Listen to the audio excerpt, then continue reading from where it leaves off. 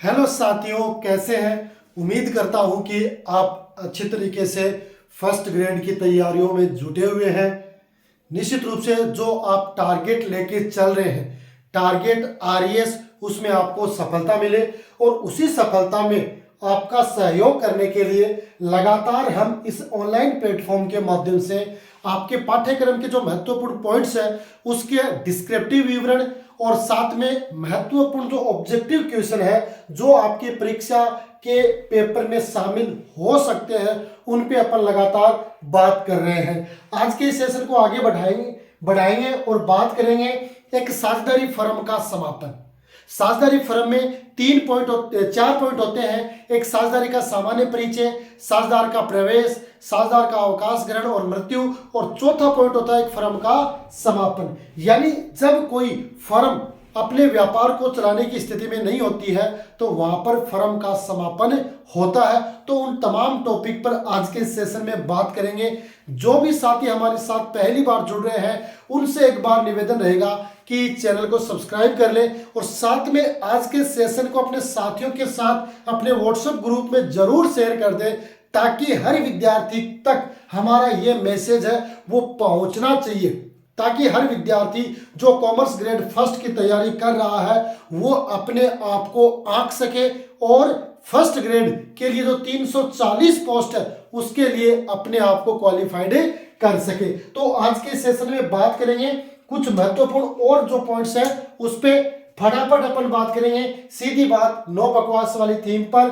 और पार्टनरशिप की जो अपन चर्चा कर रहे हैं, पार्टनरशिप में आज अपन बात करेंगे जो आपका फर्म है, फर्म का समापन। यानी जब साझेदारी है वो आगे नहीं बढ़ पाती है तो वहां पर क्या होता है, साझेदारी का विघटन होता है। लेकिन जब आगे व्यापार भी नहीं बढ़ पाता है तो उस फर्म का समापन हो जाता है। यानी सारे साझेदार आपस में मिलकर समझौते के द्वारा, न्यायालय के द्वारा या कोई भी कंडीशन है उसके अकॉर्डिंग उस व्यापार को आगे चलाने के लिए वो सहमत नहीं होते हैं और उस व्यापार को वो वहीं बंद करना चाहते हैं, समापन करना चाहते हैं। तो आपको ध्यान में रखना है कि भाई समापन के समय क्या गतिविधियां संचालित की जानी है, क्या उसकी प्रोसेस होगी, कौन से खाते हैं जो समापन के समय खोले जाते हैं, वो सारे के सारे पॉइंट्स हैं वो आपको मिलेंगे फर्म के समापन पर। ठीक है, तो आज के सेशन को बात स्टार्ट कर रहे हैं। सबसे पहले अपन बात कर रहे हैं फर्म का समापन यानी डिसॉल्यूशन ऑफ फर्म, है ना। फर्म के समापन का अर्थ सबसे पहले तो मैंने आपको ये बता दिया है कि जब साझेदार व्यवसाय चलाने के लिए असमर्थ होते हैं वो आपसी समझौते, न्यायालय द्वारा या कोई भी उनकी जो परिस्थिति है जो साझेदारी विलेख या संलेख में लिखी गई है उसके अनुसार वो उस फर्म का समापन कर सकते हैं, कहीं कोई दिक्कत नहीं है ना। तो आज की इस बात करेंगे फर्म के समापन का अर्थ, है ना। सबसे पहले भारतीय साझेदारी अधिनियम 1932 की धारा 39, क्या है, भारतीय साझेदारी अधिनियम 1932 की धारा है 39 के अनुसार किसी फर्म के समस्त साझेदारों के मध्य साझेदारी का समाप्त हो जाना फर्म का विघटन या फर्म का समापन कहलाता है। क्या होता है कि भारतीय साझेदारी अधिनियम 1932 है ना, 1932 की धारा 39 है के अनुसार फर्म के समस्त जो साझेदार हैं उनके मध्य साझेदारी का समाप्त हो जाना फर्म का विघटन या फर्म का समापन कहलाता है। फर्म का विघटन कह दो, फर्म का समापन कह दो, यानी साझेदारों के मध्य उस साझेदारी व्यवसाय का समाप्त हो जाना फर्म का विघटन है। और ये किसमें कहा गया है, धारा 39 में कहा गया है। तो ये अपने को ध्यान में रखना है कि भाई फर्म के समापन से संबंधित कौन सी धारा है, भारतीय साझेदारी अधिनियम 1932 की धारा 39 के तहत है वो माना गया है। ठीक है, ओके है। आगे देखें, साझेदारी समापन का अर्थ, है ना। यहां पर देखो दो हो गए, एक तो था फर्म का समापन। फर्म के समापन में क्या होता है, समस्त साझेदारों के मध्य साझेदारी समाप्त हो जाती है और वहां पर फर्म का विघटन या समापन हो जाता है। लेकिन एक दूसरा ही पॉइंट बनता है साझेदारी का समापन। अब देखो इसमें क्या होता है कि जब फर्म का समापन होगा तो साझेदारी का समापन है वो अति आवश्यक होगा, नितांत आवश्यक होगा, क्योंकि जब साझेदारी ही नहीं रहेगी तो फर्म कैसे चलेगी, फर्म का व्यापार है वो कैसे चलेगा, है ना। तो इसमें देखते हैं कि भाई जो साझेदारी है उसके समापन के अर्थ को अपन थोड़ा सा डिफाइन करेंगे। देखो इसमें क्या होता है कि साझेदारी समापन का अर्थ है ना यही है कि एक साझेदार का अन्य साझेदार के साथ संबंध टूट जाता है।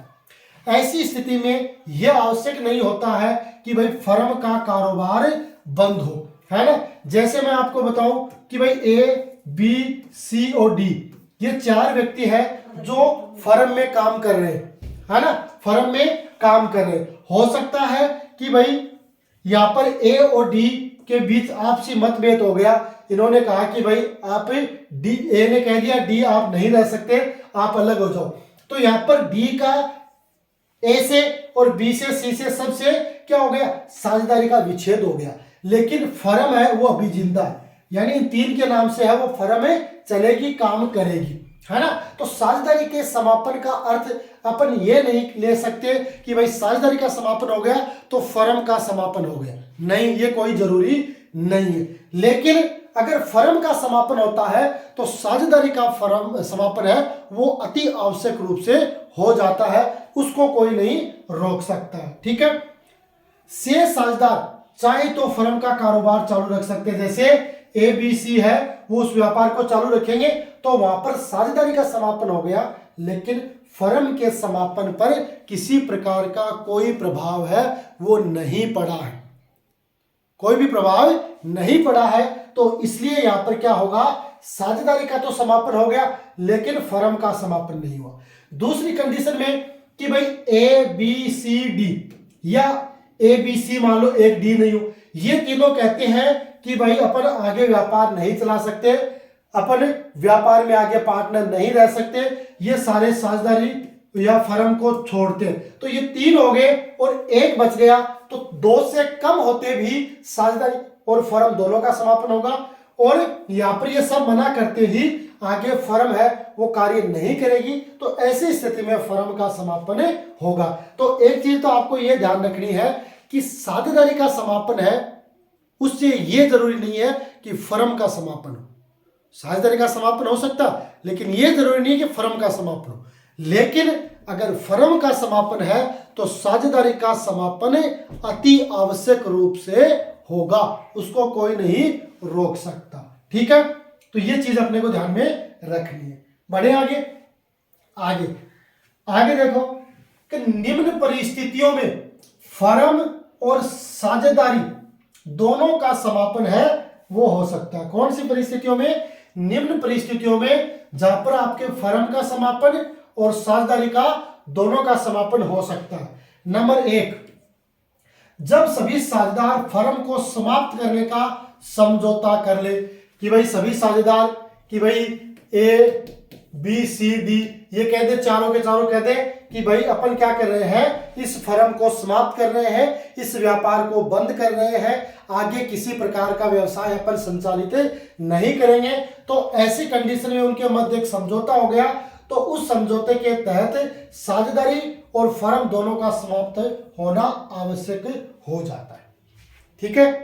दूसरी कंडीशन, दूसरी क्या होती है कि जब सभी साझेदार या एक को छोड़कर अन्य सभी साझेदार दिवालिया घोषित हो जाए, जैसे ए बी सी डी है ना, डी को छोड़कर, है ना, डी को छोड़कर बाकी ए बी सी ये दिवालिया घोषित हो जाते हैं, तो वहां पर भी साझेदारी और फर्म दोनों का समापन हो जाता है।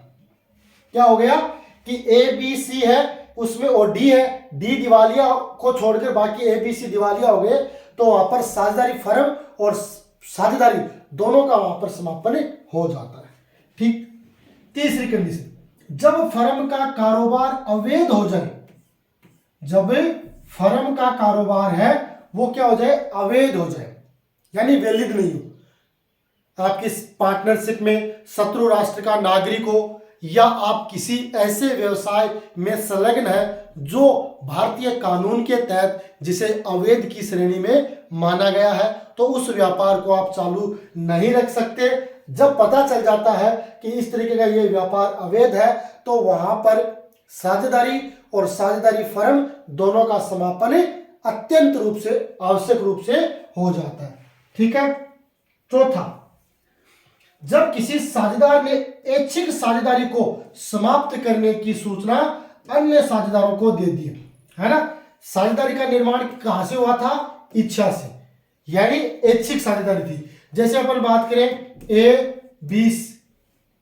ए और बी दो पार्टनर है ना, इन दोनों को ए ने बी ने इच्छा से जोड़ रखा था, है ना। बी की इच्छा हुई कि भाई अब आगे वो उसके साथ काम नहीं करना चाहता। बी ने उसको ए को सूचना दी कि भाई साझेदारी का समापन किया जा रहा है, आगे में आपके साथ काम करने की इच्छा नहीं है।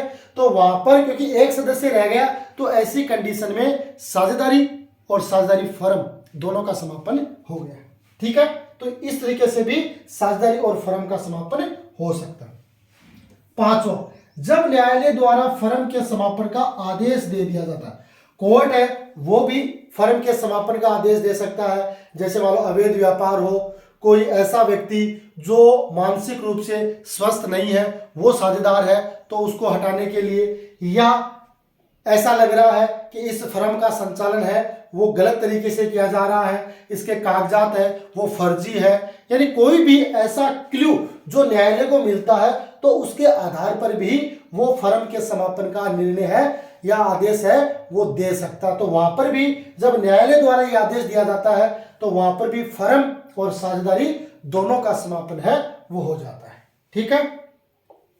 आगे अब बात करेंगे समापन के प्रकार, है ना।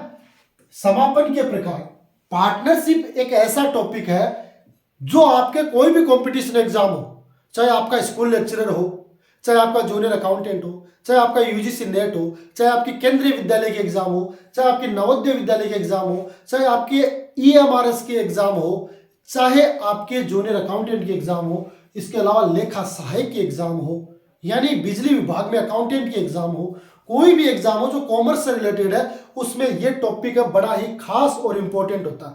और हर व्यक्ति को या हर विद्यार्थी को यूं कहें कि यह पार्टनरशिप है, क्योंकि इसमें 4 पॉइंट दे रखे हैं, 4 टॉपिक दे रखे हैं, उसके अनुसार इसको पढ़ना पड़ता है। तो हर विद्यार्थी को थोड़ी सी इसमें झुंझलाहट आती है कि ये कैसा चैप्टर है जो मेरे को पढ़ना पड़ा, लेकिन ये इंपॉर्टेंट है एग्जाम की दृष्टि से। अब देखो समापन के प्रकार, किस तरीके से एक फर्म का समापन किया जा सकता है। ये परिस्थितियां तो अपन ने ये पढ़ी कि इन परिस्थितियों में फर्म और साझेदारी दोनों का समापन हो जाता है। ये 5 परिस्थितियां अपन ने पढ़ी है, इसमें फर्म का समापन और साझेदारी का समापन दोनों का हो जाता है। ठीक है। अब आगे देखेंगे अपन कि भाई समापन के प्रकार, है ना, टाइप ऑफ डिसोल्यूशन, है ना। तो समापन के प्रकार कौन कौन से होते हैं उस पर अपन बातें करेंगे। अब देखो इसमें क्या होता है कि भारतीय साझेदारी, है ना, के फर्म के समापन की जो परिस्थितियां हैं वो भारतीय साझेदारी अधिनियम 1932 की जो धारा 40 से 44, यानी ये 4-5 धाराएं हैं, 40, 41, 42, 43 और 44, ये फर्म के समापन के रिलेटेड बताई गई है ना। उसके अनुसार जो 40 से 44 तक जो धाराएं, उनके अनुसार समापन की कुछ परिस्थितियां बताई गई है, जिसमें आपकी पहली है समझौते द्वारा समापन। कि इसमें क्या होता है कि जो साझेदार हैं जिन्होंने पहले जब साझेदारी का गठन किया था उस समय उनके मध्य क्या समझौता हुआ है, उसके अनुसार वो अपने इस फर्म का समापन कर सकते हैं, जिसमें किसी का किसी भी प्रकार का इंटरफेयर नहीं होता है, क्योंकि उनके साथ जो समझौता हुआ उस समझौते की जो गाइडलाइन है उसके अकॉर्डिंग बिना किसी से कुछ राय लिए आप उस फर्म का समापन कर सकते हैं। तो पहला आता है आपका समझौते द्वारा समापन।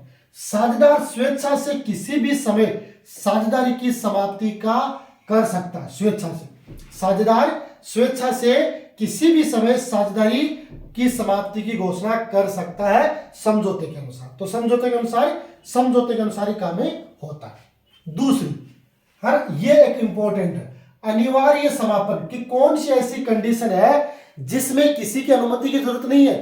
अगर वो कंडीशन अप्लाई हो गई है तो वहां पर उस फर्म का समापन करना ही पड़ेगा, कहीं किसी प्रकार की उसमें रोक टोक नहीं हो सकती, है ना। तो जिसको अपन कहते हैं कंपल्सरी डिसोल्यूशन, है ना, अनिवार्य समापन। इसमें क्या होता है, निम्नलिखित परिस्थितियों में फर्म अनिवार्य रूप से समाप्त हो जाती है ना।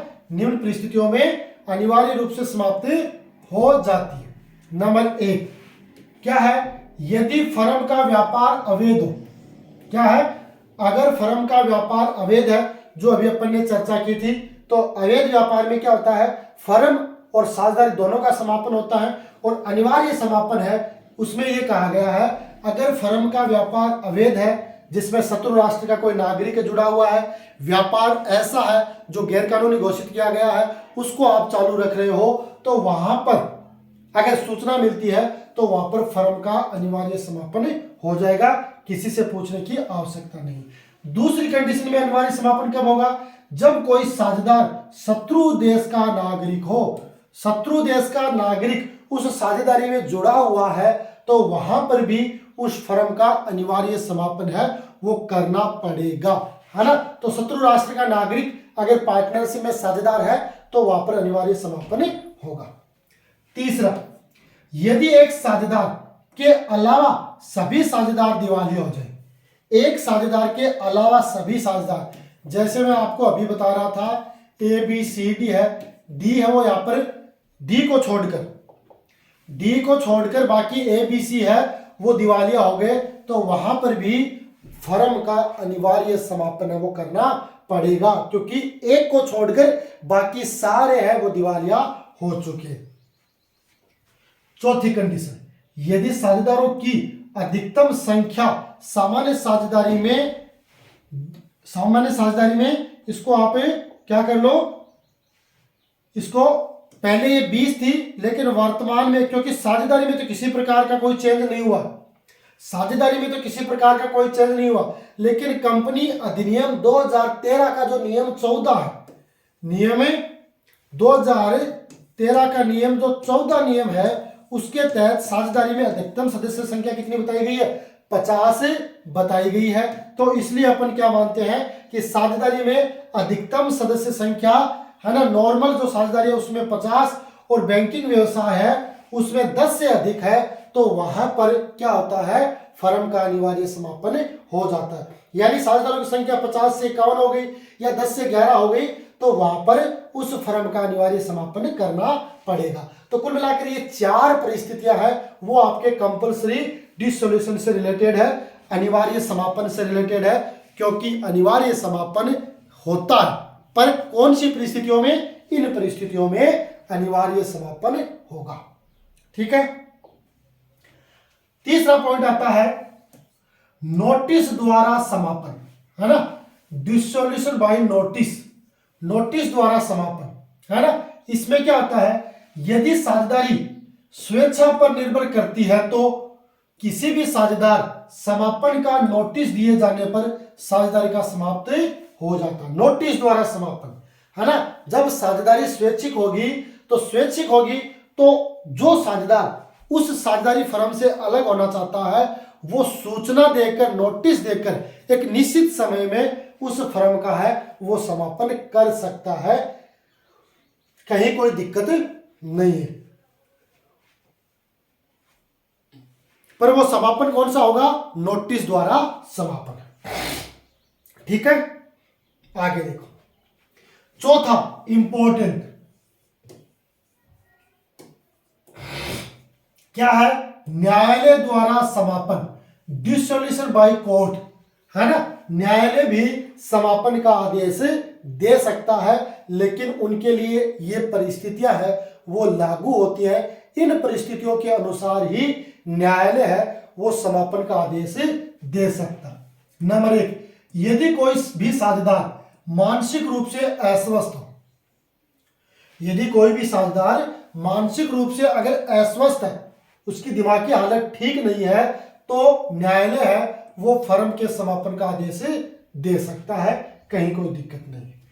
दूसरा, यदि कोई भी सक्रिय साझेदार स्थायी रूप से अपाहिज होता है ना, कोई सक्रिय साझेदार है और वो स्थायी रूप से, है ना, जैसे टांग कट गई, हाथ कट गया, स्थायी, जिसका कोई इलाज नहीं हो सकता, स्थायी रूप से अपाहिज हो जाए और साझेदार के रूप में अपना कार्य करने में असमर्थ हो, तो वहां पर भी फर्म का न्यायालय द्वारा समापन किया जा सकता है, कहीं कोई दिक्कत नहीं।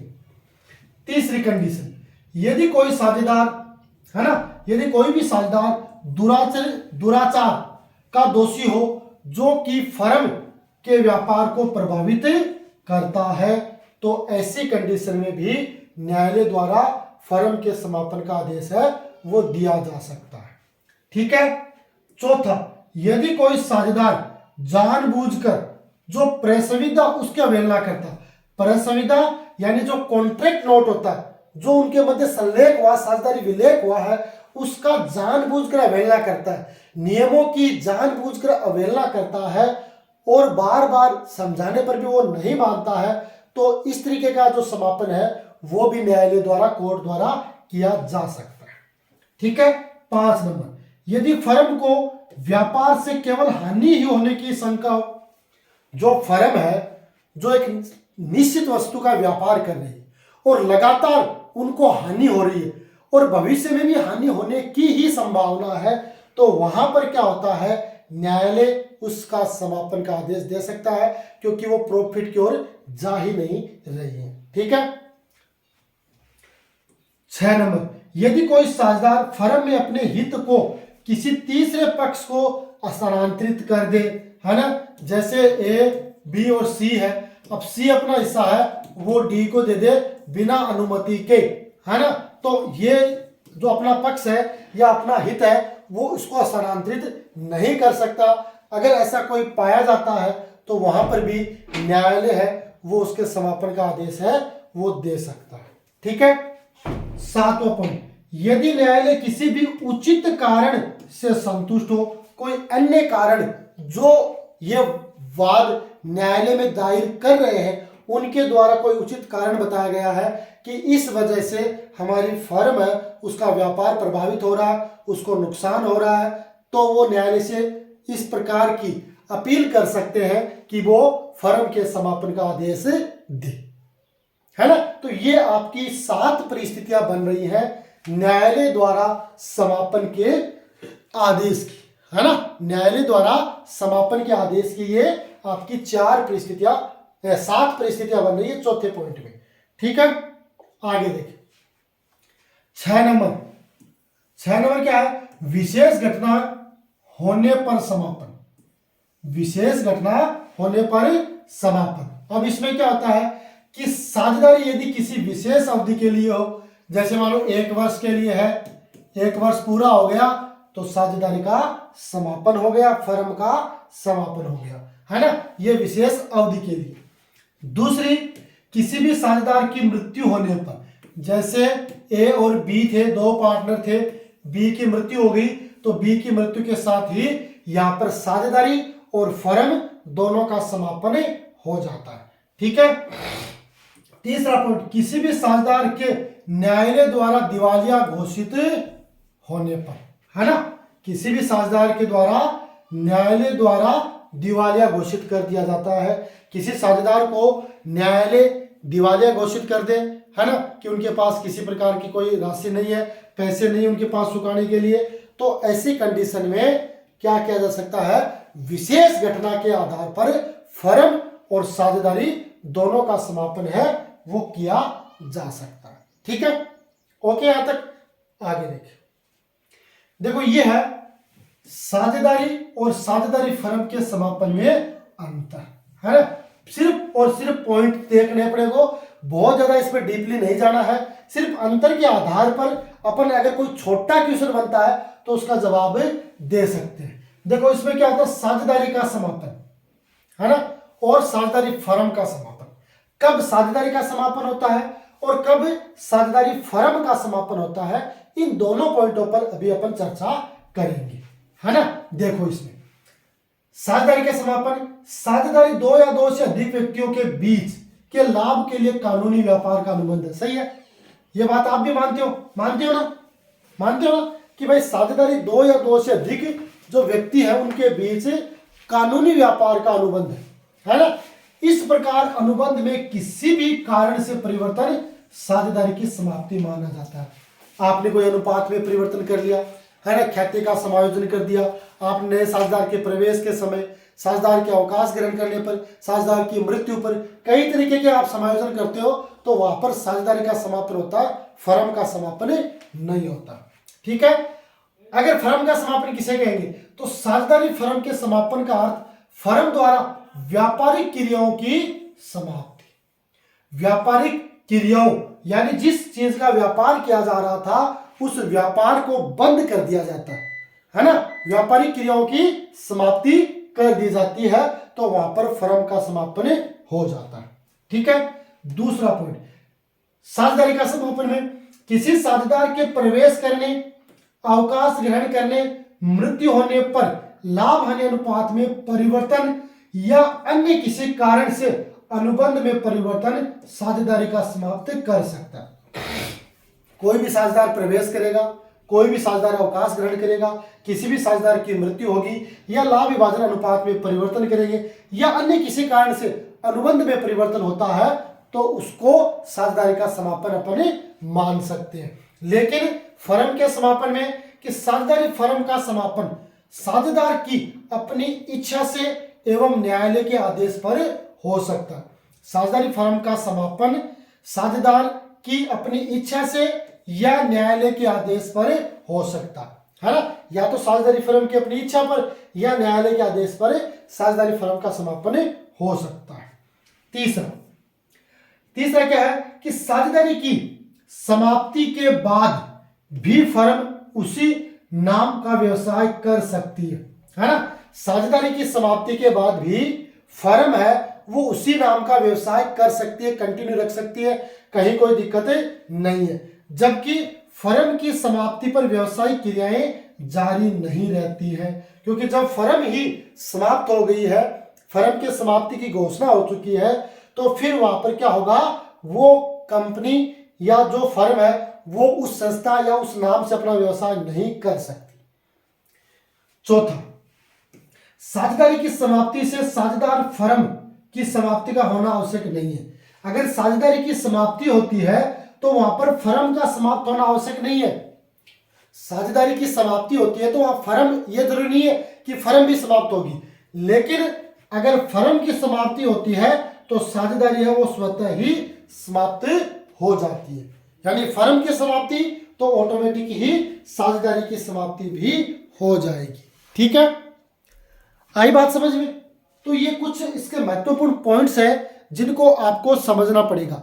ये कंपटीशन एग्जाम में इतने बड़े क्वेश्चन के रूप में नहीं आएंगे, है, लेकिन इनमें कई ऐसे पॉइंट होते हैं जो आपको एग्जाम में कंफ्यूज कर सकते हैं। परीक्षा में जो प्रश्न बनते हैं, जो पेपर बनता है, वो कहीं और से नहीं लाते मटेरियल आपके जो बुक्स होते हैं उन्हीं में से, लेकिन जो पेपर सेटर होता है उसका उद्देश्य होता है कि भाई कुछ ऐसे क्वेश्चन भी हो जो विद्यार्थी के तर्क शक्ति के आधार पर उसका वो जवाब दे सके। और वो जवाब कौन देगा? जिसने किताबों को डिस्क्रिप्टिव रूप से पढ़ा, विवरणात्मक रूप से आपने पढ़ा है, तो निश्चित रूप से आप उसका जवाब दे सकते हो, कहीं कोई दिक्कत नहीं है। लेकिन अगर आपने ऑब्जेक्टिव ही क्वेश्चन पूछे हैं तो उसका जवाब देना थोड़ा मुश्किल काम हो जाता है, ये मैं मानता हूं।